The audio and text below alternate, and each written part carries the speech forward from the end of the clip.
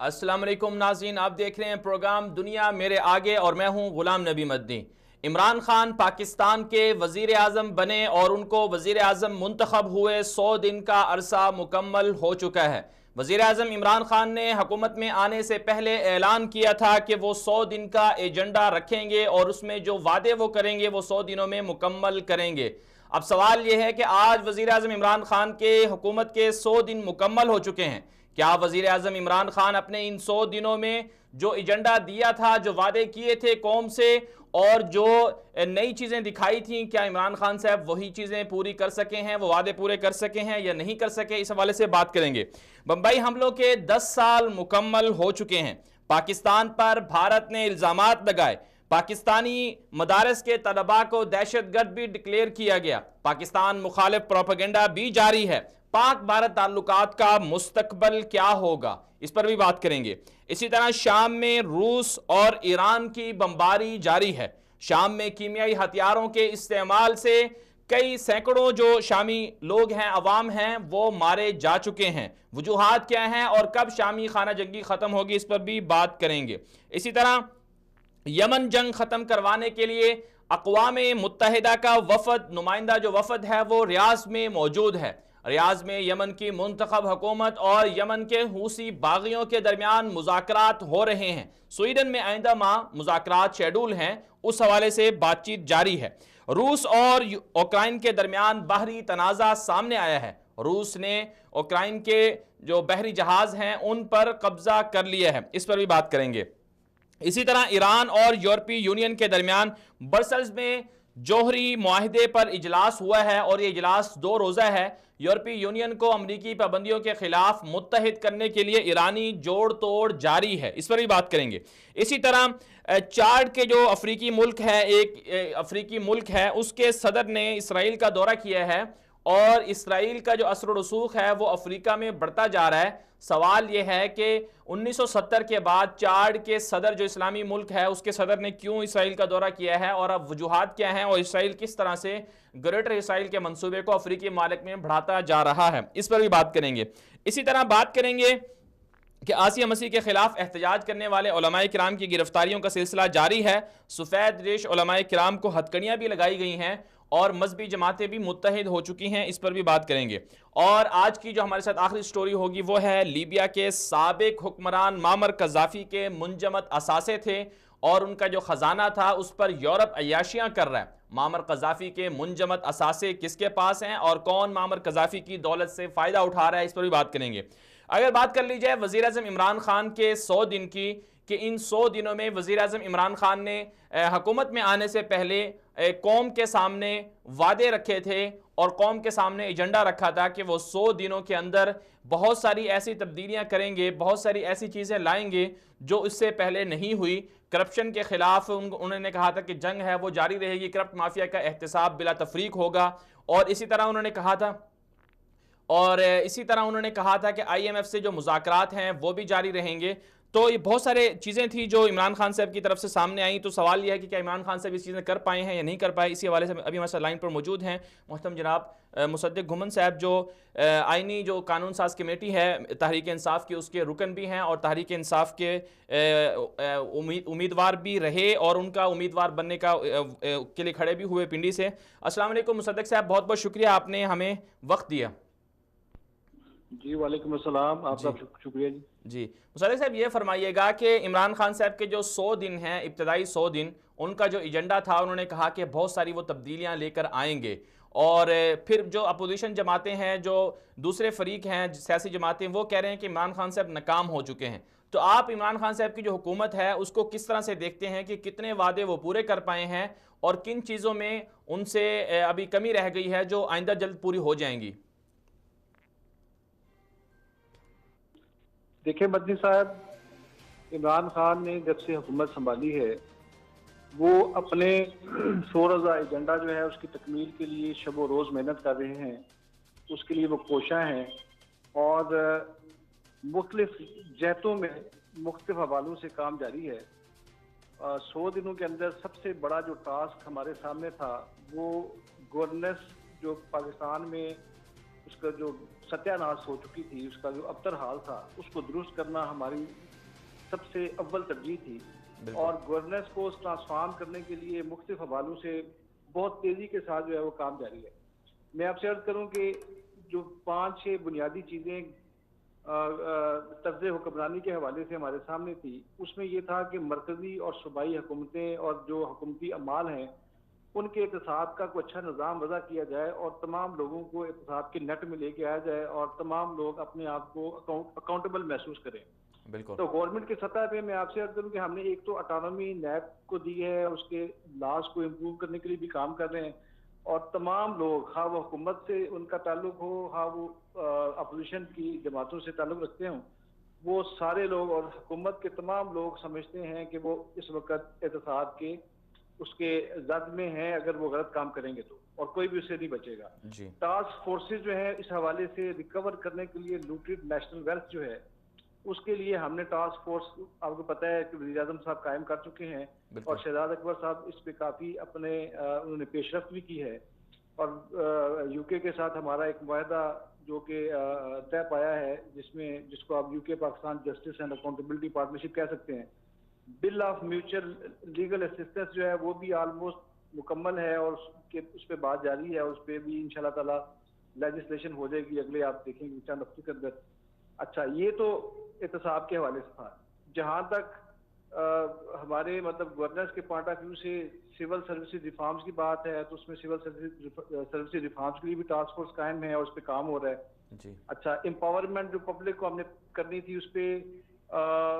Grass root level کے اوپر چونکہ لوکل باڈی کا سسٹم جو ہوتا ہے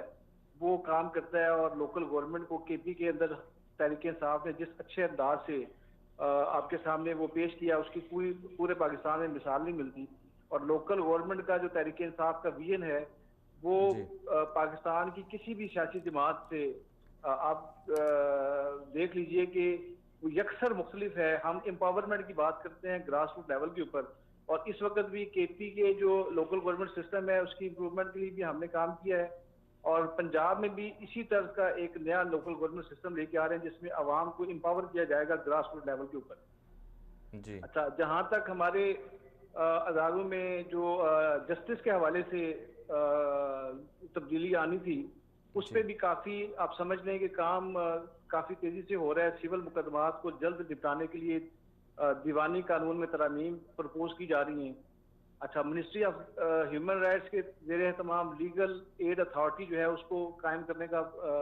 پورا اس وقت اس کا وہ خاکہ تیار ہو چکا ہے تاکہ غریب لوگ جو ہیں ان کو جو کہ وکیل جو ہے افورڈ نہیں کر سکتے ان کو ریاست پاکستان کی طرف سے قانونی امداد دی جائے۔ سول لا اور کرمنل لا کو جو ہے ان کے ریفارمز کے حوالے سے بھی جو ہے وہ ٹاسک فورسز اپنا کام کر رہی ہیں۔ تو مدنی صاحب، یہ جو گورننس کا بنیادی ایشو ہمارے سامنے تھا اس کو ہم نے آپ یہ سمجھیں کہ 100 دنوں کے اندر تمام حوالوں سے اس پہ کام ہم نے کیا ہے، اور یہ اس کے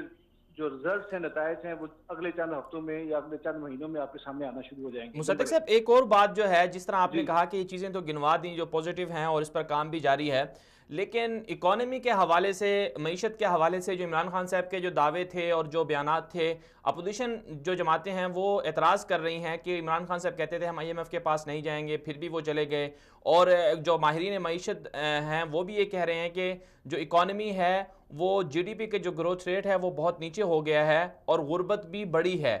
تو اس میں پھر عمران خان صاحب کے جیسے کل بھی اجلاس ہوا اس میں بھی وزیر خزانہ اسد عمر صاحب کا بھی یہ کہنا تھا کہ وہ غربت کو ختم کرنے کے لیے ورلڈ بینک سے قرضہ بھی لے سکتے ہیں۔ تو پھر اکانومی کی صورتحال تو بہتر نہیں ہوئی، اگرچہ سفارتکاری تو ہوئی ہے، پڑوسی ممالک میں عمران خان صاحب کے اچھے دورے ہوئے ہیں، لیکن جو IMF سے چھٹکارے کی باتیں تھیں وہ تو نہیں ہو پائی۔ مدنی صاحب دیکھیے کہ ایک بات جو ہے وہ ذہن میں رکھنے کی ضرورت ہے، اس کو سمجھنے کی ضرورت ہے کہ تحریک انصاف کو حکومت جو جب ملی تو معیشت جو ہے اس کا کیا حال تھا۔ معاشی طور پہ مدنی صاحب سچویشن یہ تھی کہ آپ کو $12 ارب آپ کا شارٹ فال تھا، جو آپ کو رقم درکار تھی اپنے آپ کو ڈیفالٹ سے بچانے کے لیے ادائیگیوں کے حوالے سے، ٹھیک ہے جی۔ اچھا، یہ 3 مہینوں میں عمران خان نے تو معاشی طور پہ ایسا کوئی علادین کا چراغ تو کسی کے پاس نہیں ہوتا کہ وہ اس کو کچھ کر سکے۔ معیشت اس طرح ابتر تھی کہ آپ کے تمام ادارے جو پبلک سیکٹر آرگنائزیشنز تھی وہ ساری خسارے میں تھیں. جو نواز شریف صاحب جب برسر اقتدار آئے تو یہ جو پبلک سیکٹر آرگنائزیشن جس میں آپ کی پاکستان کی اسٹیل مل ہے, PIA ہے, ریلوے ہے, ان کے ذمے جو واجب الادا جو خسارے کی رقم تھی وہ 300 ارب روپے کے قریب تھی. جب نواز شریف صاحب نے اقتدار چھوڑا تو اس وقت یہ رقم بڑھ کر تو 700 ارب روپے ہو گئی. یہ دعویٰ کر کے آئے تھے کہ ہمارے پاس تجربہ کار لوگوں کی ٹیم ہے اور ہم ان اداروں کا خسارہ کم کریں گے. لیکن آپ دیکھیے کہ جب یہ لوگ چھوڑ کے گئے تو جتنا ان کو تباہ حال یہ ادارے جتنے ان کو ملے اس سے زیادہ تباہ حالی میں انہوں نے اداروں کو چھوڑا. اچھا, دوسرا بجلی اور گیس کی بات میں جو وقتی طور پر مہنگائی کی بات کی کہ مہنگائی کیوں ہوئی, آپ کے سامنے یہ ہے کہ بجلی اور گیس کی قیمتوں میں اضافہ کیا گیا ہے. اچھا, یہ اضافہ بدری صاحب بجلی اور گیس کی قیمتوں میں اس لیے نہیں کیا گیا کہ حکومتی للے تللے برقرار ہیں اور لوگوں پہ برڈن ڈال دیا گیا ہے, بلکہ یہ اس لیے کیا گیا ہے کہ بجلی اور گیس کی مد میں گورنمنٹ پچھلی گورنمنٹ کو جو فیصلے کرنے چاہیے تھے اس نے الیکشن ایئر کی وجہ سے وہ فیصلے نہیں کیے اور وہ اس نے فیصلہ اگلی حکومت میں چھوڑ دیا تاکہ اگر کوئی اضافہ ہو تو وہ اگلی حکومت کے کھاتے میں جائے اور وہ اس سے بری ذمہ ہو جائے. بجلی کی مد میں آپ کو جو ہے وہ اچھی خاصی جو آپ کا سرکولر ڈکٹ ہے وہ آپ کے سامنے ہے. بالکل 1200 ارب روپے کا سرکولر ڈکٹ جو ہے وہ بجلی اور یہ انرجی کی مد میں یہ حکومت چھوڑ کے گئی ہے. ٹھیک ہے, گیس کی مد میں 160 ارب روپے کا آپ کو ہر سال آپ کو ادا کرنے ہیں اور 160 ارب روپے آپ ادا کریں گے تو گیس جو ہے وہ اپنے بریک ایون پہ آئے گی. پاکستان تحریک انصاف کے پاس رستہ کیا تھا؟ پاکستان تحریک انصاف کے پاس یہ رستہ تھا کہ یا تو اس کو ان قیمتوں کو اپنی جگہ پہ لے کے آتی, اپنی جو اس کی ریکمینڈڈ قیمتیں ہیں, تاکہ یہ خسارہ جو سرکولر ڈیٹ ہر سال آپ کا بڑھ رہا ہے یہ ختم ہو جاتا. اگر بدری صاحب حکومتی عیاشیاں اور للے تللے جاری رہیں اور عوام پہ یہ بوجھ پڑے تو عوام چیختے بھی ہیں, مضطرب بھی ہوتے ہیں, لوگ پریشان بھی ہوتے ہیں کہ یار ان میں تو کوئی تبدیلی واقع نہیں ہو رہی اور ہمارے اوپر نے برڈن ڈال دیا ہے. لیکن اس وقت لوگ سمجھ رہے ہیں کہ اگر یہ بجلی اور گیس کی قیمتوں میں تھوڑا بہت اضافہ کیا گیا اور کسی وجہ سے اضافہ ہوا ہے تو اس کے ساتھ ساتھ اس کی جو حکومت کے اپنے اخراجات ہیں وہ بھی نیچے آ رہے ہیں. آسٹیرٹی میئرز جو ہیں وہ آپ کے سامنے جو حکومت نے لیے, جو سادگی کی مثال وزیر اعظم پاکستان نے قائم کی اور جس طرح وزیر اعظم ہاؤس کا خرچہ کم کیا گیا, 14 کروڑ روپے سے زائد کے اخراجات جو ہے وہ بچائے گئے ہیں صرف وزیر اعظم ہاؤس کے حوالے سے. 3 مہینے کا یہ اعداد و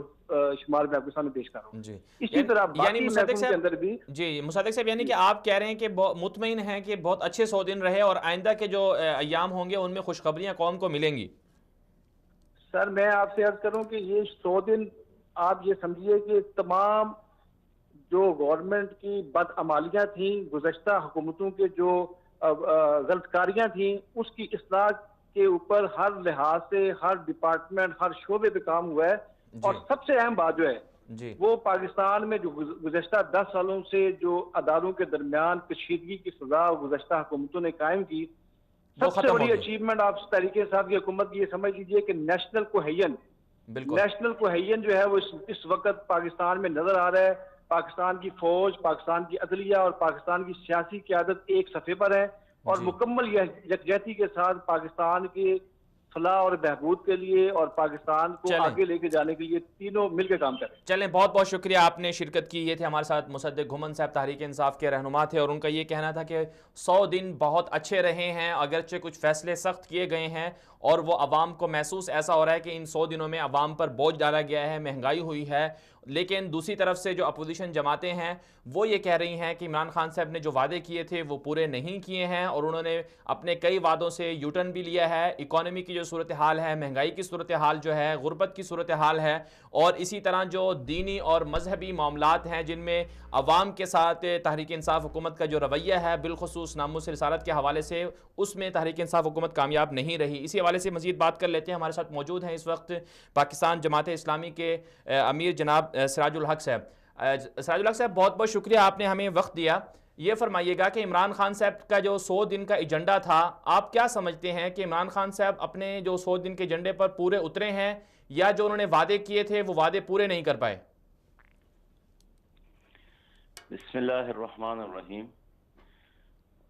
نئی حکومت کے یہ 100 دن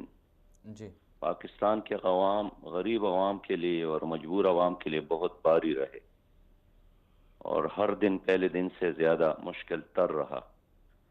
ایک تو حکومت نے کوکلے وعدے کیے جس میں سے کوئی بھی پورا نہیں کیا، پھر مس مینجمنٹ اس حکومت کی بے انتہا رہی، جی پھر کوئی ہدف واضح ہی نہیں تھا، وزراء کی غیر سنجیدگی رہی، ایک وزیر کچھ کہتا رہا، دوسرا وزیر اس کا تردید کرتا رہا، ایک دوسرے کو جھوٹا کہتا رہا، جی اور اس 100 دنوں میں جو عام غریب کے استعمال کی چیزیں ہیں ان کی قیمتوں میں بے انتہا اضافہ ہوا۔ پھر یہ کہ آسیہ کی رہائی سے 22 کروڑ جو مسلمان عوام ہیں ان کی دل آزاری ہوئی، اور جی یہ ٹھیک ہے کہ امریکہ اور برطانیہ اور یورپی ممالک تو خوش ہو گئے، انہوں نے جی بہت شاباش دیا، لیکن نبی مہربان صلی اللہ علیہ وسلم کے ساتھ محبت کرنے والے مسلمان عوام اس سے بے انتہا خفا ہو گئے۔ بالکل اور پھر یہ کہ جس طرح وزیر اعظم نے خود آ کر ان کو دھمکیاں دی اور ان کو ایک محدود طبقہ کہا، جی تو اس سے اور بھی یہاں کے لوگوں کی دل شکنی ہو گئی۔ پھر یہ ہے کہ ایک حکومت کی کارکردگی اگر آپ نے دیکھنا ہے تو یہ کہ کیا اس نے قانون سازی کی ہے، تو ان جی 3 مہینوں سے زیادہ عرصے میں بار بار اسمبلی کا اجلاس ہوا جس میں گالی گلوچ اور ایک دوسرے پر الزامات، تانے، دھمکیاں، اس کے علاوہ اور کچھ نہیں ہوا، یعنی قانون سازی نہیں ہوئی ہے، جی حالانکہ کروڑوں کا خرچ قومی اسمبلی کے اجلاسوں پر ہوا ہے، سینٹ کے اجلاسوں پر ہوا ہے۔ دوسری بات یہ ہے کہ کیا 100 دنوں میں معیشت میں بہتری آئی ہے یا عوام کی حالت میں بدتری آئی ہے؟ جی تو ظاہر ہے جو پہلے سے خوشحال لوگ ہیں وہ تو خوشحال ہی ہے، وہ سردی ہوگی۔ جی بالکل امیر صاحب، اس میں ایک اور بات، جیسے آپ اکانومی کی بات کر رہے تھے، تو اس کے اندر ایک اور جو بات ہے وہ پیناما کیس کے حوالے سے ہے، چونکہ آپ کی طرف سے بہت اس پر آواز اٹھائی بھی گئی، تو احتساب کا جو عمل ہے اس حوالے سے آپ کیا کہیں گے کہ احتساب کا عمل شفافیت کے ساتھ چل رہا ہے یا پھر مخصوص افراد کا ہی احتساب ہو رہا ہے؟ جیسا کہ آپ لوگوں نے کہا تھا ان لوگوں کے گرد جو ہے احتساب کا عمل نہیں چل رہا۔ غالباً کال ڈراپ ہو گئی ہے، امیر سراج الحق صاحب سے دوبارہ کال کی کوشش کریں گے، ان سے جاننے کی کوشش کریں گے کہ جی سراج صاحب جی، آپ بات کر رہے تھے اکانومی کے حوالے سے، احتساب کے حوالے سے آپ کیا کہیں گے کہ پاناما کیس میں جن لوگوں کے آپ نے نام دیے تھے تو احتساب کا عمل چند افراد کے گرد گھوم رہا ہے یا پھر جو جس طرح کے آپ لوگ چاہتے تھے احتساب ہونا چاہیے ویسا احتساب بھی ہو رہا ہے؟ احتساب تک اب تک ہوا نہیں ہے۔ پاناما لیکس میں 436 افراد کے نام تھے، ان میں سے صرف نواز شریف صاحب نااہل ہو گئے اور باقی 436 لوگوں کو سمن نہیں کیا گیا۔ حال یہ ہے کہ نواز شریف صاحب کی سزا کے بعد میں نے ایک پٹیشن جمع کیا تھا سپریم کورٹ میں جی کہ اب ان مزید لوگوں کو بھی بلایا جائے، سمن کیا جائے، ان کا بھی آڈٹ کیا جائے، لیکن اب تک نہ سپریم کورٹ نے اس پر عمل کیا نہ نیب نے اس پہ عمل کیا۔ تو میں اس لیے عرض کرنا چاہتا ہوں کہ مستقبل کے بارے میں تو اللہ ہی جانتا ہے، لیکن جو 100 دن گزر گئے یہ تو موجودہ حکومت کی کوئی کامیابی کے دن نہیں ہے، یہ تو ایک کمزوری کے دن ہے، امیج کو خراب کرنے کے دن، اور خاص کر جو اوورسیز پاکستانیز ہیں، جی سعودی عرب اور آس پاس جو لوگ مزدوری کے لیے گئے تھے، جی انہوں نے سچی بات ہے کہ ایک بہت بڑا حصہ لیا ہے ان کی کامیابی میں، بالکل اور اپنے گھروں کو ٹیلی فون کر کے انہوں نے اللہ کا واسطہ دے کر لوگوں نے ان کے کہنے پر ووٹ بھی ڈالے ہیں۔ جی لیکن اب وہ گھرانے ہیں کہ جو 50,000 روپے بیچتے تھے اور مہینے کا گزر ہوتا تھا، اب 1 لاکھ پہ بھی وہ گزارا نہیں ہوتا ہے۔ جی جو اسکول کا بچہ ہے اس کا پینسل جو ہے اگر پہلے 5-6 روپے میں ملتا تھا، اس کی قیمت 15 روپے ہو گیا ہے۔ روٹی کی قیمت میں اضافہ ہوا ہے، نان کی قیمت میں اضافہ ہوا ہے، پیٹرول اور گیس کی قیمت میں اضافہ ہوا ہے، بجلی کی بلوں میں اضافہ ہوا ہے۔ حال یہ ہے کہ ملک پہ کوئی مصیبت نہیں آئی ہے خدا نخواستہ، نہ کوئی جنگ مسلط ہوا ہے، نہ کوئی لڑائی میں اس وقت ہم ہیں، نہ اللہ نہ کرے کوئی زلزلہ آیا ہے، نہ کوئی طوفان اور سیلاب آیا ہے، بالکل نارمل سچویشن میں۔ لیکن حکومت کی مس مینجمنٹ انتہا تک ہے کہ لوگ باہر جانے کے لیے سوچ رہے ہیں، جی سرمایہ باہر منتقل کرنے کے لیے سراج لوگ الحق صاحب سوچ اس رہے میں ہیں، بالکل آپ لانے صحیح کے لیے اور جی آنے کے لیے سراج اب الحق کوئی صاحب تیار آپ نہیں ہے۔ جی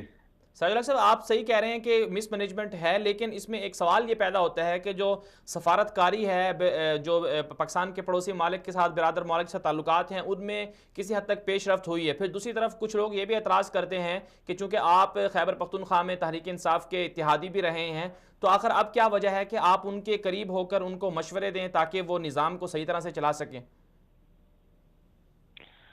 اصل میں اس پارٹی میں ادھر ادھر کے لوگ بہت سارے آئے ہیں، اور ان کے اپنے ورکر کہتے ہیں کہ جو پرانے ورکر ہیں وہ اب اقلیت میں ہیں جی، اور گھر میں مہمان بہت زیادہ ہو گئے ہیں۔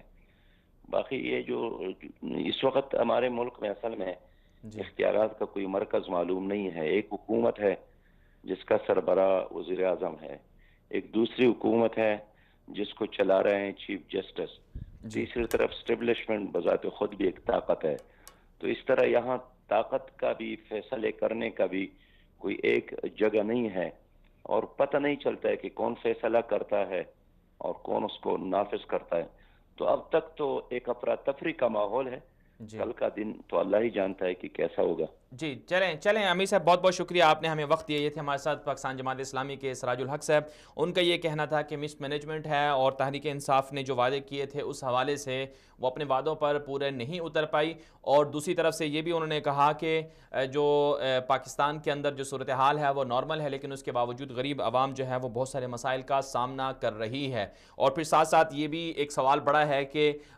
تحریک انصاف کے ساتھ جو ہے جماعت اسلامی کی حکومت اتحادی رہی، لیکن اب کیا وجہ ہے کہ وہ ان میں اختلافات بہت زیادہ ہو گئے ہیں، تو ایسے جو سیاسی جماعتیں ہیں، جو مذہبی جماعتیں ہیں، ان کو آگے بڑھ کر جو ہے وہ تحریک انصاف میں جہاں کمی ہے، جہاں کوتاہیاں ہیں، ان کو دور کرنے کے لیے کم از کم اپنا کردار ادا کرنا چاہیے اور ان کے قریب ہونا چاہیے۔ ہاں، تاحال یہ بات بالکل درست ہے ان کی، جو کہ آسیہ مسیح کے کیس کے حوالے سے جو بات سامنے آئی ہے کہ مذہبی معاملات میں مذہبی عوام کو قریب کرنے کے لیے اور ان کے ساتھ جو رویہ رکھا گیا ہے، اس میں تحریک انصاف کی حکومت یقیناً اسے کہہ سکتے ہیں کہ ناکام رہی ہے، کیونکہ اب بھی بہت سارے لوگ جو ہیں وہ ہزاروں کی تعداد میں گرفتار ہیں، اور جن لوگوں کو گرفتار کیا گیا ہے ان میں بہت سارے علماء کرام بھی ہیں، اور ان کے ساتھ جو پھر مذاکرات کیے گئے، پھر معاہدہ کیا گیا، پھر معاہدے کے بعد بدخلافی کی گئی، بدعہدی کی گئی، یہ بھی ایک بہت بڑا سوال ہے جو تحریک انصاف کی حکومت پر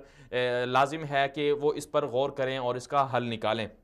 بہرحال آگے بڑھتے ہم نے بات کرنی تھی کہ بمبئی حملوں کے 10 سال مکمل ہو چکے ہیں، اور پاکستان پر بھارت کے جو الزامات ہیں، پروپیگنڈے ہیں، وہ بہت زیادہ سامنے آ رہے ہیں، اور دوسری طرف سے پاکستان کی طرف ایک اچھی پیش رفت ہوئی کہ کرتارپور راہداری کا جو بارڈر تھا اسے کھولا بھی گیا، اور پاکستان کی طرف سے یہ کہا گیا کہ پاکستان کے جو وزیر اعظم صاحب ہیں اور اس طرح آرمی چیف صاحب اور اسی طرح جو دیگر وزیر خارجہ شاہ محمود قریشی صاحب، جو تمام لوگوں نے یہ کہا کہ پاکستان امن کا دائی ہے، امن کا حامی ہے، اور بھارت کے ساتھ جتنے معاملات ہیں امن کے حوالے سے چلنے پر تیار ہے۔ لیکن دوسری طرف بھارت کی طرف سے رویہ ہمیشہ اچھا نہیں رہا۔ اسی حوالے سے مزید بات کر لیتے ہیں، ہمارے ساتھ موجود ہیں اس وقت پاکستان کے نامور دفاعی تجزیہ کار جناب جنرل امجد شعیب صاحب۔ سر، بہت بہت شکریہ، آپ نے پروگرام میں شرکت کی۔ یہ فرمائیے گا کہ بمبئی حملوں کے 10 سال مکمل ہو چکے ہیں، دوسری طرف سے کرتارپور جو بارڈر تھا اس حوالے سے پاکستان نے پہل کی اور اسے کھولا، اور پھر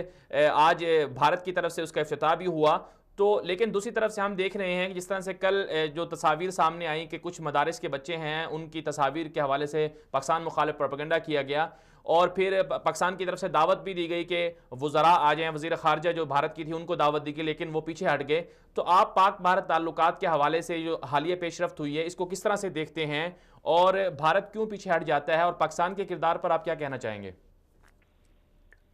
بسم اللہ الرحمن الرحیم۔ دیکھیں جی، اس قصے میں جو گڈ ول ہم نے دی ہے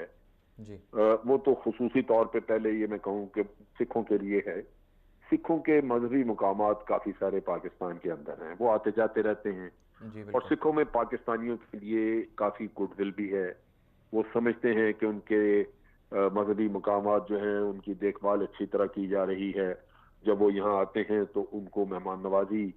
اچھی لگتی ہے ہماری، اور ہمارے لوگ ان کو اچھی طرح لک آفٹر کرتے ہیں۔ تو سکھوں کو، اور پھر پنجاب میں دوسری طرف سکھ ہیں، زبان بھی ایک ہی ہے پنجاب دونوں طرف، تو اس لحاظ سے میں سمجھتا ہوں کہ یہ گڈ ول جسٹر سکھوں نے تو بڑا اپریشیٹ کیا، کیونکہ سکھ سمجھتے ہیں کہ پاکستان نے آؤٹ دا وے ان کو ایک ڈائریکٹ ایکسیس دے دی کرتارپورہ گردوارے کو، اور بغیر ویزا کے آپ وہاں تک ٹریول کر سکیں گے، سیدھا انڈیا سے گرداسپور سے سیدھا ادھر آ سکیں گے۔ تو یہ بہت بڑی کنسیشن ہے، اور پوری دنیا میں سکھوں نے اس کو سراہا۔ لیکن ہندوستان جو ہے وہ سکھوں کے اندر جو پاکستان کے لیے گڈ ول ہے اس کو ہمیشہ شک و شبے کی نظر سے دیکھتا ہے. نتیجہ یہ کہ وہ کبھی نہیں چاہتے تھے کہ سکھ جو ہیں ان کو اس طرح کی کھلی چھٹی یا اس طرح پاکستان کی طرف سے ایک گڈ ول جیسچر ملے. لہذا یہ پہلے جب بھی ہم نے کہا تو انڈیا اس کو اوائڈ کرتا تھا. اب پاکستان نے چونکہ اوپنلی پبلکلی کہا کہ جی ہم یہ کرتارپور والا کوریڈور کھول رہے ہیں, تو پھر انڈیا کے لیے مجبوری بن گئی. وہ سکھوں کو جواب دے تھے اور سکھوں نے لازماً پریشرائز کیا کہ جی جب پاکستان کر رہا ہے تو آپ کیوں نہیں کرتے, تو ان کو 1-2 مہینے کی لات و لال کے بعد کرنا پڑا. اب یہاں تک تو تعلقات بہت اچھے ہیں. جی بالکل جلیل صاحب, بات جاری رکھیے آپ. بھارت کے اندر جو مسئلہ ہے وہ یہ ہے کہ ایک ہندوتوا کا پرچار کرنے والا دہشت گرد وزیر اعظم وہاں پہ بن گیا, جس کے ہاتھ رنگے ہوئے مسلمانوں کے خون سے, اور اس کے نظریات نہیں بدلے. وہ RSS کا ٹرینڈ آدمی ہے. اس کے اندر ایک نفرت ہے مسلمانوں کے لیے, وہ مسلمان خواہ بھارت میں رہ رہے ہوں یا دنیا کے کسی اور خطے میں ہوں. اور پاکستان تو ان اینی کیس اس نے اپنا الیکشن ہی پاکستان دشمنی کی بنیاد پہ لڑا ہے, اس کو جیتا ہے. آگے پھر الیکشن آ رہے ہیں اور وہ تو میں سمجھتا ہوں کہ وہاں گڈ ول وغیرہ کا کوئی اثر نہیں ہے. جہاں ایک سوچ حاوی ہے اور وہ سوچ ہے ہی منفی سوچ, اور وہ سوچ ہے ہی دشمنی پر مبنی سوچ, تو آپ اس کو کیا کریں گے؟ پاکستان کے جسٹس بیکار ہیں. میری تو رائے یہ تھی کہ حکومت پاکستان کو انوائٹ نہیں کرنا چاہیے تھا, بلکہ حکومت پاکستان کو بھارت کے بارے میں کھل کے اعلان کرنا چاہیے تھا, اور شکایت اقوام عالم کے سامنے رکھنی چاہیے تھی کہ کراچی کے اندر جو واقعہ ہوا ہے چائنا کی کانسلیٹ پہ, اس میں بھارت ملوث ہے. ہمارے پاس بہت سارے شواہد ہیں. وہ کلبھوشن پکڑا تھا تو وہی اسی کا نیٹ ورک ہے جو آگے BLA کے ساتھ آپریٹ کر رہا ہے. وہاں پہ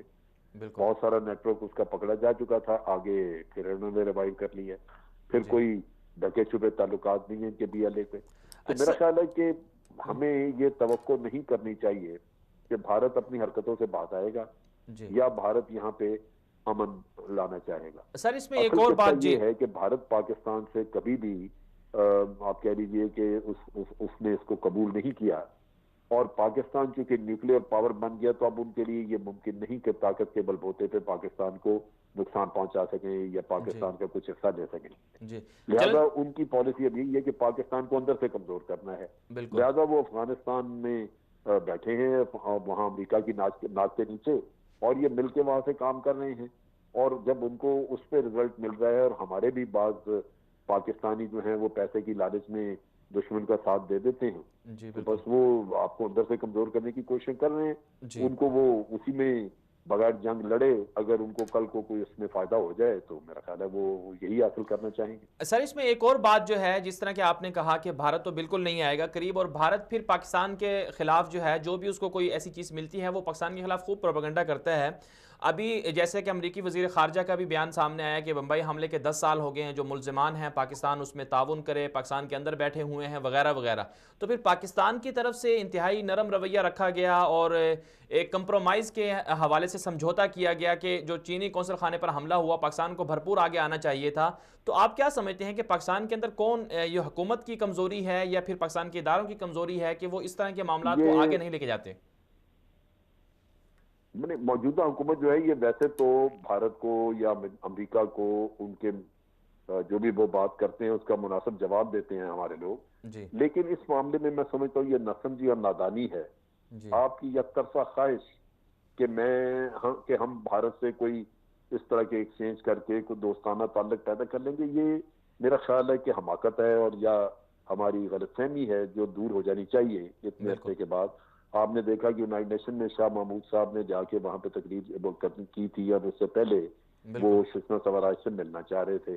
میٹنگ انہوں نے ایک دن ایگری کی, لیکن جب ان کے ملک میں اس کا ریئیکشن نیگیٹو آیا تو انہوں نے ساتھ ہی اگلے دن وہ ختم کر دی. عمران خان صاحب نے اس پہ ٹویٹ کیا کہ جی چھوٹے ذہن کے مالک جو ہیں ان کو بڑے عہدے مل گئے اس لیے یہ معاملہ ہوا. تو کیا 1.5-2 مہینے میں وہ چھوٹے ذہن جو تھے وہ بڑے ہو گئے؟ کیوں آپ نے ان کو دعوت دی؟ دینی نہیں چاہیے تھی دعوت, وہ پھر ٹھکرائی گئی. لازماً آپ کی قوم کی ایک توہین ہوتی ہے, حد تک ہمیں رویہ دوسری طرف سے ملتا ہے تو آپ کے لوگ اچھا نہیں سمجھتے. تو میرا خیال ہے کہ حکومت کو آئندہ ان کو دعوتیں وغیرہ نہیں دینی چاہیے جب تک کہ خود ان کو احساس نہ ہو کہ یہ امن کے لیے ملنا بات کرنا یہ ضروری ہے. اور اگر آپ ان کو کہتے رہیں گے تو وہ نخرے کرتے رہیں گے، کبھی بھی نہیں ادھر آئیں گے. آپ یوں سوچئے کہ نواز شریف صاحب نے پچھلے جو ان کا دور حکومت تھا 5 سال کا، اس میں کیا نہیں کیا؟ کشمیر کا نام لینا چھوڑ دیا اور کلبھوشن کا نام تک نہیں لیا. یعنی جو بھارت کرتا جاتا تھا آنکھیں بند رکھتے تھے. اس کے باوجود کرکٹ میچ تک تو آپ وہاں پہ بحال نہیں کرا سکے. پاکستان کے ساتھ کرکٹ میچ نہیں کھیلتے. تجارت کا رونا روتے رہے. جتنی ہم سے چینی گئی وہاں پہ ان کے لوگوں نے چینی اٹھا کے سڑکوں پہ پھینک دی کہ جی پاکستانی چینی نہیں استعمال ہونے دیں گے. پاکستان سے ڈیزائنر کپڑے وہاں پہ گئے، انہوں نے دکانوں سے نکال کے وہ باہر چلا دیے. تجارت کس بات کی آپ نے کرنی؟ تو جہاں آپ نفرتیں اپنے لیے دیکھتے ہیں وہاں آپ کو محتاط ہونے کی ضرورت ہے. آپ بلا وجہ وہاں پہ جا کے گھٹنے ٹیکتے نظر آئیں گے تو وہ لوگ آپ کے سر پہ سواری کریں. جی چلیں جنرل صاحب، آپ کا بہت بہت شکریہ، آپ نے شرکت کی، ہمارے ساتھ تھے یہ جنرل امجد شعیب صاحب. بہت اچھی گفتگو کر رہے تھے. پاکستان کی طرف سے اچھا رویہ سامنے آیا، لیکن بھارت کی طرف سے جو رویہ ماضی میں رہا وہی رویہ اب بھی ہے. پاکستان کے اندر چینی قونصل خانے پر حملہ ہوا اور بھارت سے کڑیاں ملی، لیکن اس کے باوجود پاکستان نے برداشت کیا. پاکستان آگے بڑھ کر دوستی کا ہاتھ بڑھائے، لیکن بھارت کی طرف سے بھارت اپنی عادت سے باز نہیں آیا. آگے بڑھتے ہیں. بات کرنی تھی ہم نے کہ شام میں روس اور ایران کی جو بمباری ہے یا کیمیائی جو مواد ہے اس کے استعمال سے شامی عوام کا قتل عام ہو رہا ہے، اور جو تازہ اطلاعات ہیں ان کے مطابق 100 سے زائد جو افراد ہیں وہ بہت زیادہ شدید زخمی ہوئے ہیں. اور جو شام کی صورتحال ہے اس حوالے سے جو صورتحال چل رہی ہے، جو معاملات چل رہے ہیں پس پردہ، وہ یہ ہے کہ روس کو نکالنے کے حوالے سے روس کو اور ایران دونوں کو نکالنے کے حوالے سے بات چیت چل رہی ہے. بالخصوص ایران کو شام سے نکالنے کے حوالے سے اسرائیل اور روس کے درمیان مذاکرات بھی چل رہے ہیں پس پردہ جو خبریں ہیں. اب سوال یہ ہے کہ کیا واقعی ایران جو ہے وہ شام سے نکل جائے گا؟ اس کا جواب دینا یا سمجھنا کوئی زیادہ مشکل نہیں ہے، کیونکہ بڑی وجہ یہ ہے کہ سالانہ 6 سے 7 ارب ڈالر جو ہیں وہ ایران جو ہے وہ شام کے اندر صرف کرتا ہے. وہاں شام کی جو ایران کی جو ملیشیا ہے وہ شام کے اندر موجود ہے، اور بڑے پیمانے پر انہوں نے وہاں پر اپنے پروجیکٹس بھی لگائے ہوئے ہیں، وہاں کی زمینیں خریدی ہوئی ہیں شام کی. تو ایران وہاں سے نکل جائے یہ بہت مشکل ہے. لیکن ایک معاملہ سامنے آیا تھا کہ اگر ایران نکل جاتا ہے شام سے، شام کو چھوڑ دیتا ہے، تو اسرائیل نے کہا تھا کہ وہ امریکی پابندیوں میں تخفیف کے حوالے سے بات کر سکتے ہیں. تو یہ ایک بڑا افسوسناک واقعہ ہے جو شام کے اندر چل رہا ہے. شامی مسلمان جو ہیں بڑے پیمانے پر شہید ہو چکے ہیں، اور ایک دفعہ دوبارہ پھر وہاں پر کیمیائی ہتھیاروں کا استعمال کیا جا رہا ہے. داعش کے نام پر وہاں کے عام عوام کو مارا جا رہا ہے. یہ افسوسناک بات ہے جس کی جتنی مذمت کی جائے اتنا کم ہے. آگے بڑھتے ہیں. بات کرنی تھی کہ یمن جنگ ختم کروانے کے لیے اقوام متحدہ کا جو نمائندہ ہے مارٹن گریفتھس، وہ اس وقت ریاض میں موجود ہیں، اور اقوام متحدہ کے جو خصوصی مندوب ہیں پہلے وہ یمن آئے، اور یمن میں انہوں نے وہاں کے جو حوثی باغی ہیں ان سے معاملات بھی طے کیے، ان سے مذاکرات بھی ہوئے، ان سے باتیں بھی ہوئیں، اور پھر اس کے بعد وہ آج ریاض پہنچے ہیں، اور ریاض کی جو منتخب حکومت ہے اس کے جو عہدیدار ہیں ان سے بھی انہوں نے بات چیت کی، مذاکرات کیے. اور ان مذاکرات کے اندر یہ طے پایا کہ رواں ماہ جو اس مہینے کے آخر میں سویڈن کے اندر جو مذاکرات ہونے جا رہے ہیں یمنی حکومت کے درمیان اور حوثی باغیوں کے درمیان، تو ان مذاکرات میں کس طرح سے اور کن کن معاملات پر پیش رفت ہوگی اور بات چیت ہوگی، اس حوالے سے جو اقوام متحدہ کے جو مندوب ہیں انہوں نے بات چیت کی ہے، اور ترتیب جو ہیں وہ جو معاملات ہیں وہ سارے کے سارے ڈسکس کیے ہیں. دوسری طرف سے پاکستان کا بھی کردار سامنے آیا ہے. پاکستان کے اندر جو یمنی سفیر ہیں وہ ریاض کے دورے پر پہنچے تھے، اور انہوں نے ریاض آ کر جو یہاں کے حکام ہیں ان سے بھی ملاقاتیں کی، اور اسی طرح جو پاکستان کا پیغام ہے وہ بھی پہنچایا، اور ساتھ ساتھ جو یمن کی منتخب حکومت ہے ان کے نمائندوں کو بھی انہوں نے جن کی طرف سے وہ سفیر بھی ہیں پاکستان میں، تو وہ بھی پیغام پہنچایا کہ پاکستان کی طرف سے کیا سفارتکاری ہوئی ہے اور کس طرح سے معاملات آگے بڑھ رہے ہیں. تو اب توقع یہی ہے کہ یمن کی جو جنگ ہے وہ ختم ہو جائے گی، اور یمن کی جو عوام ہے وہ اب خوشحال ہو جائے گی. اور اس کا جو اندازہ ہے اس کے جو معاملات ہیں اور پورا جو نتیجہ ہے وہ تو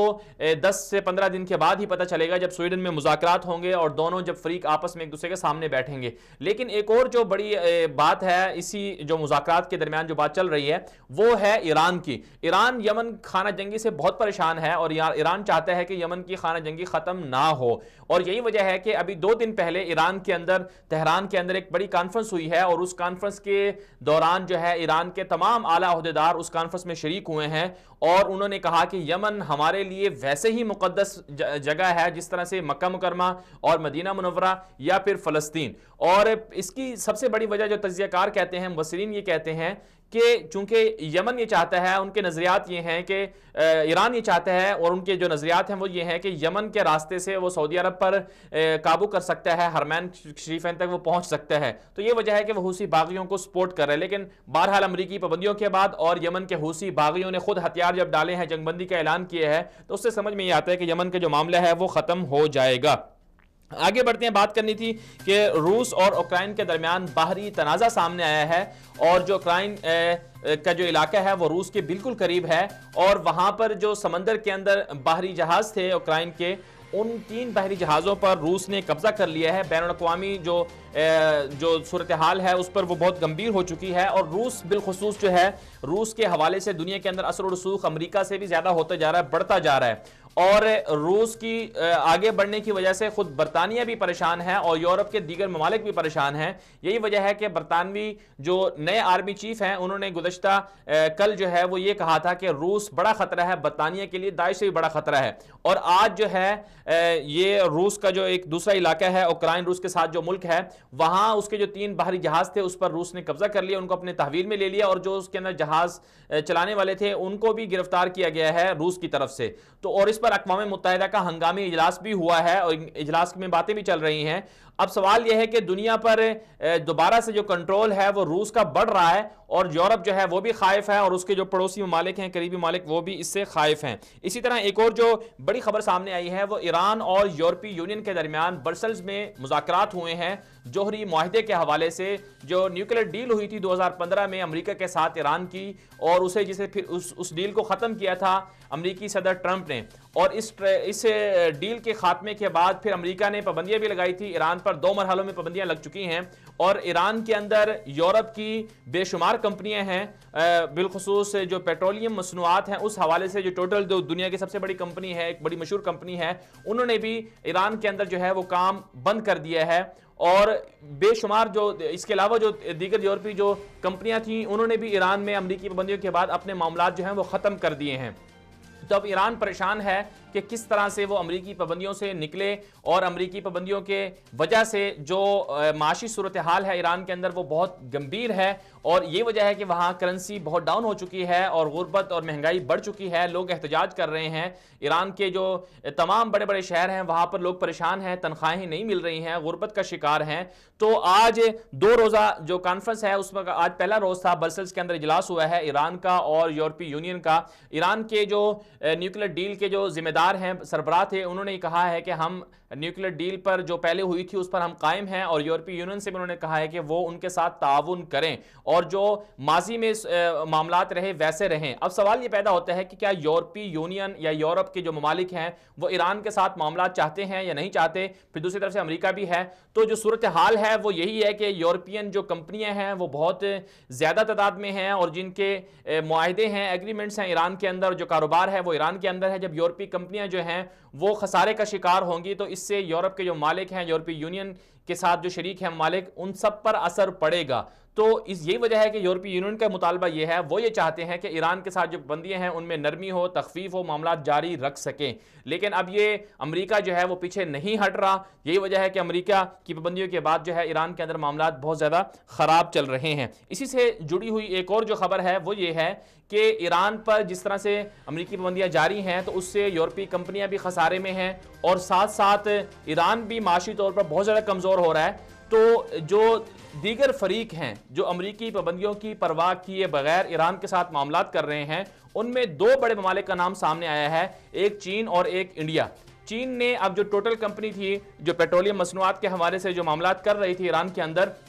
اس کی جگہ لے لی ہے. چینی کمپنیاں اب ایران کے اندر کام کر رہی ہیں اور اسی طرح جو انڈیا ہے انہوں نے بھی امریکی پابندیوں کے بعد ایران سے پیٹرول زیادہ خریدنا شروع کر دیا ہے، اس میں اضافہ ہوا ہے. اور یہ بات دنیا کے سامنے بھی ہے کہ ماضی میں جب ایران پر پابندیاں لگیں تو ان پابندیوں کے باوجود انڈیا جو ہے وہ ایران سے تجارتی تعلقات اس نے قائم بھی رکھے اور ایران سے تجارت بھی کرتا رہا اور پیٹرول بھی خریدتا رہا. اور انڈیا کے حوالے سے یہ ایک ریکارڈ ہے اور یہ ایک بات کہی جاتی ہے اور خود یہ سب کو معلوم بھی ہے کہ انڈیا سب سے زیادہ جو اپنا پیٹرول ہے وہ ایران سے خرید رہا ہے۔ اب پھر یہاں پر سوال یہ پیدا ہوتا ہے کہ ایک طرف امریکہ پابندیاں لگاتا ہے، دوسری طرف سے ایران کے ساتھ جو ہے وہ انڈیا تجارت بھی کر رہا ہے، اور پھر چین بھی تجارت کر رہا ہے، تو انڈیا کے سامنے اور اسی طرح چین کے سامنے امریکہ بے بس کیوں ہے؟ ان ممالک پر امریکہ زور کیوں نہیں ڈالتا کہ آپ جو ہے ہماری پابندیوں کے باوجود ان سے معاملات کیوں کر رہے ہیں؟ یہ ایک بہت بڑا سوال ہے اور دلچسپ سوال ہے، اور اس حوالے سے اگر دیکھا جائے تو انڈیا کے ساتھ جو قربتیں ہیں امریکہ کی وہ بہت زیادہ ہیں،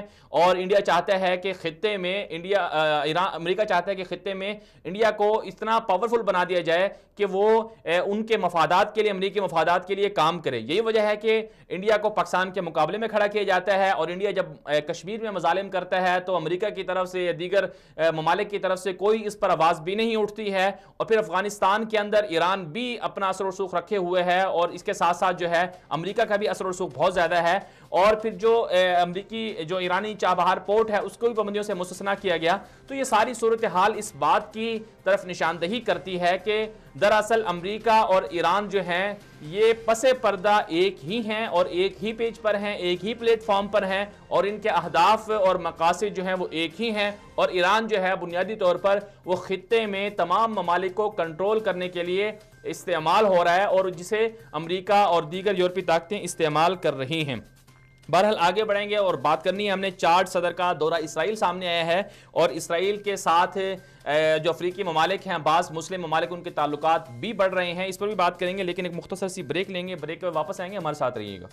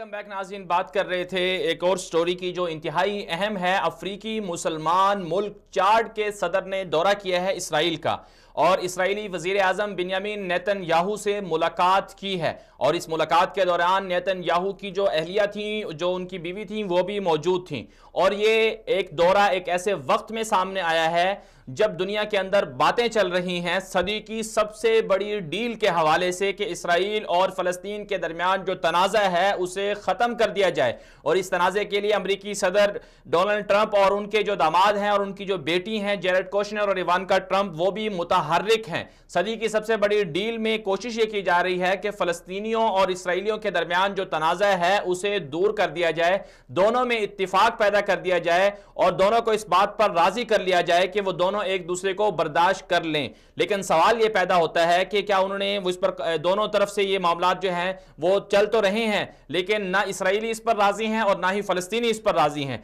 तो ऐसे वक्त में दौरा सामने आया है, जो अफ्रीकी मुल्क है चाड, उसके सदर ने दौरा किया है इसराइल का। और ये जो दौरा है ये एक ऐसे वक्त में सामने आया है कि 1970 के बाद जो चाड मुल्क है अफ्रीकी, इसके और इसी तरह जो इसराइल है, उन दोनों के दरमियान 1970 से ताल्लुकात ख़त्म थे। 1970 के बाद गोया कि 48 साल का अरसा बनता है। इस अरसे के अंदर ये 48 साल से कोई बाकायदा सरकारी दौरा नहीं हुआ दोनों मुल्कों के दरमियान, और अब ये दौरा हुआ है और इस दौरे के हवाले से बहुत सारी बातें हो रही हैं। इसराइल के जो वज़ीर आज़म हैं उन्होंने ये कहा है कि हमारे लिए बड़ी अच्छी बात है कि हम अफ्रीकी ममालिक से ताल्लुकात बढ़ा रहे हैं और दीगर इस्लामी मुल्कों के साथ भी हमारे ताल्लुकात पसे पर्दा या एलानिया तौर पर चल रहे हैं। तो अब सवाल ये पैदा होता है कि जो खुद जो चाड की जो आवाम है, बहुत सारे वो कह रहे हैं कि चाड के सदर को ऐसा नहीं करना चाहिए था। इसी तरह फ़लस्तीनी आवाम भी ये कह रही है कि उन्हें नहीं करना चाहिए था। जाहिर सी बात है इसराइल के साथ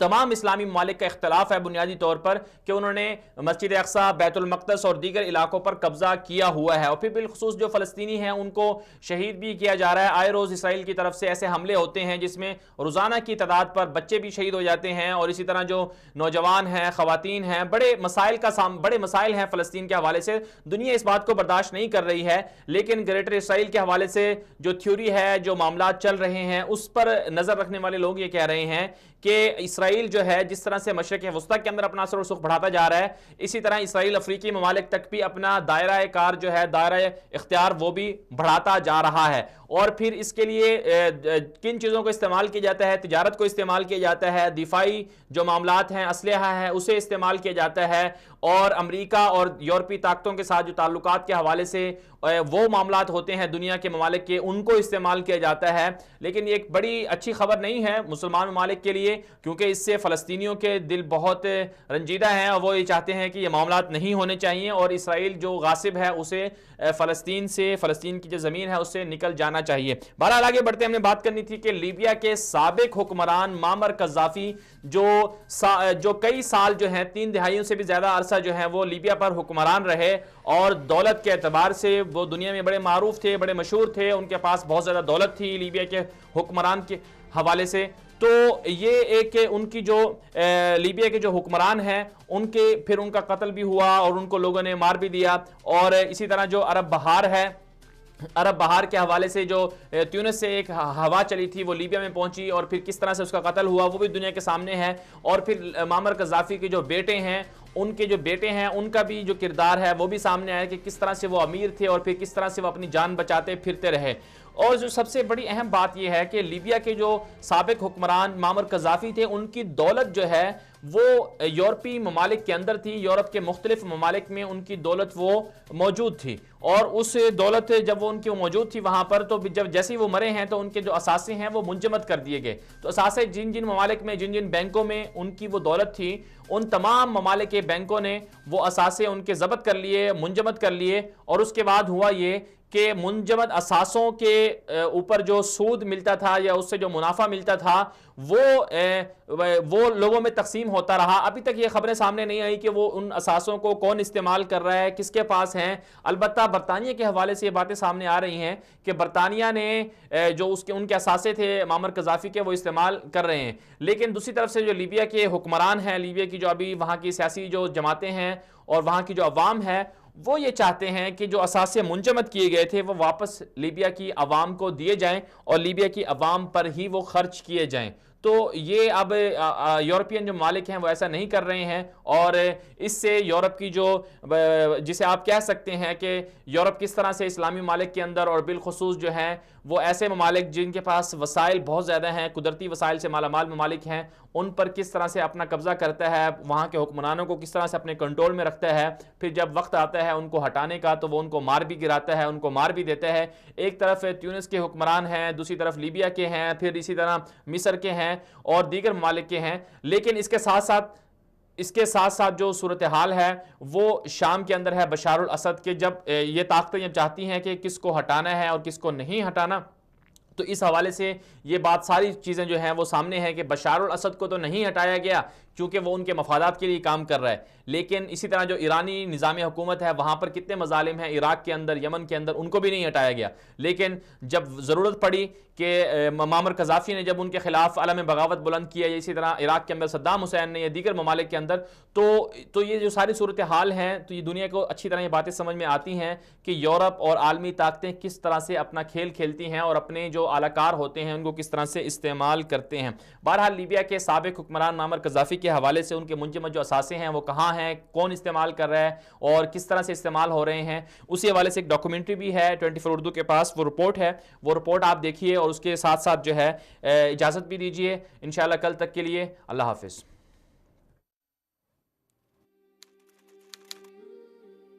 لیبیا کے سابق مطلق العنان حکمران مقتول کرنل معمر قذافی کے دور حکومت میں اربوں ڈالرز بیرون ملک بینکوں میں سرمایہ کاری یا دوسرے عنوانات سے جمع کرائے گئے تھے. اقوام متحدہ کی سلامتی کونسل نے قذافی حکومت کے خلاف 2011 میں عوامی احتجاجی تحریک برپا ہونے کے بعد یہ تمام اثاثے منجمد کر دیے تھے, لیکن کسی کو ان اثاثوں کی مالیت کے بارے میں کچھ علم نہیں تھا, یہاں تک کہ بیلجیم کے ایک بینک نے ان منجمد اثاثوں پر سود کی رقم جاری کی اور اس سے یورپی ملک میں لیبیا کی منجمد کی گئی اربوں ڈالرز کی رقوم کا بھی پتہ چلا. لیبیا کی سرمایہ کاری کارپوریشن بیرون ملک ان اثاثوں کے انتظام کی ذمہ دار ہے. جریدے پولیٹیکو کی ایک رپورٹ کے مطابق یورپی یونین کے 5 رکن ممالک نے معمر قذافی کے منجمد اکاؤنٹس میں سے سود کی مد میں رقم ادا کی ہے. برسلز میں واقع ایک بینک سے لیبیا کے ایک منجمد اکاؤنٹ سے سود کی مد میں رقم کی ادائیگی کے بعد بیلجیم میں ایک نئی بحث چھڑ چکی ہے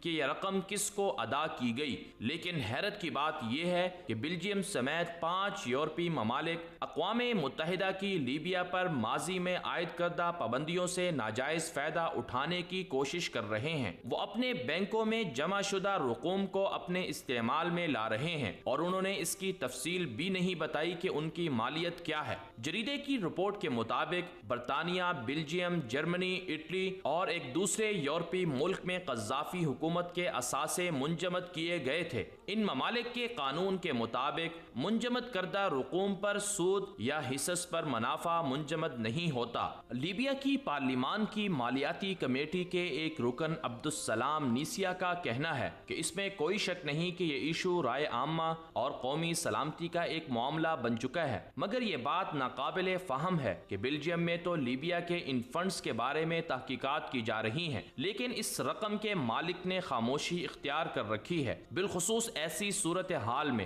جب ان فنڈز کے غلط استعمال کی بھی اطلاعات منظر عام پر آ رہی ہیں. لیبیا کے ایک ماہر معیشت اور اسٹاک مارکیٹ کے بانی سلیمان الشاہونی نے بیرون ملک لیبیا کے منجمد اکاؤنٹس کے بارے میں بین الاقوامی جائزے کا مطالبہ کیا ہے اور اس معاملے کی مکمل تحقیقات کے حوالے سے انہوں نے یہ کہا کہ عوام کی فلاح و بہبود کے لیے اس معاملے کی مکمل تحقیقات ہونی چاہیے.